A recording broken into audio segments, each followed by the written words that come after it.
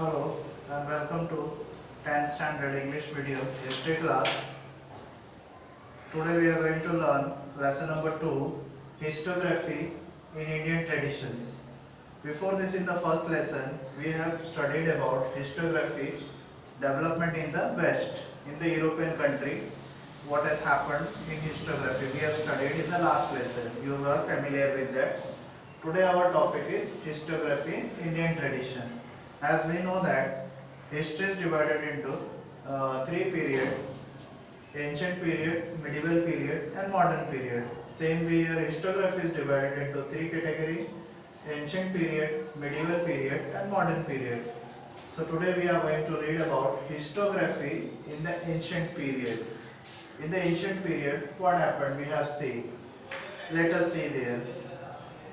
In the excavation we got Harappa seals, and we all are familiar with Harappa civilization.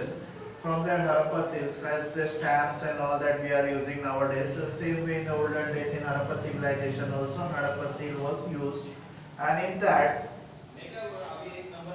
seal it was written in something was written on that seal, and from that we understand that since from the 3rd century BC we were knowing art of writing, or perhaps that before that also we may be knowing to read. Okay,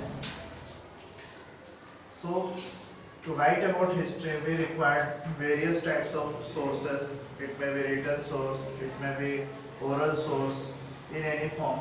So same way in the written source we are taking as a written documents, we are considering as a written documents.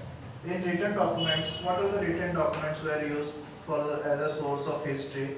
Were forms of inscriptions 3rd century during the time of Emperor Ashok's time. He edicts all his inscripts on natural rocks and salt stone pillar.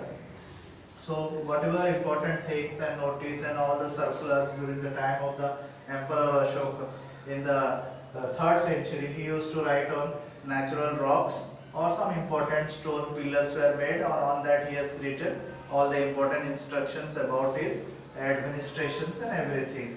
So in the same way, from the 1st century inscriptions began to occur on coins. Very important thing is that during the excavation work we have found so many types of coins and different periods and different kings times coins we have seen, and different types of coins we have seen, different shapes of the coins we have seen.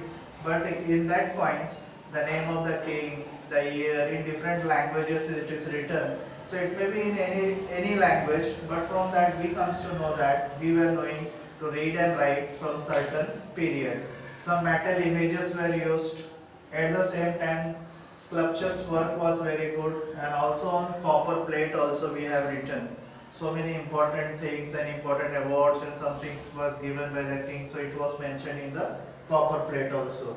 So from this we comes to know that we were knowing to read and write from the since 1st century. This was given the proof that we were knowing to read and write, art of writing, where we got the proof that we know from the 1st century. There were other important ancient literature in our country. That epics are there: Ramayana, Mahabharata, Purans, Jain and Buddhist texts. These were the important source of history, and so many other foreigners also traveled to our country. They have also written the important travelogues about our country. So these all are the important source of history, and these all important sources of histories, the material source, it may be oral source, it may be written source, everything was included, and it was useful for writing history.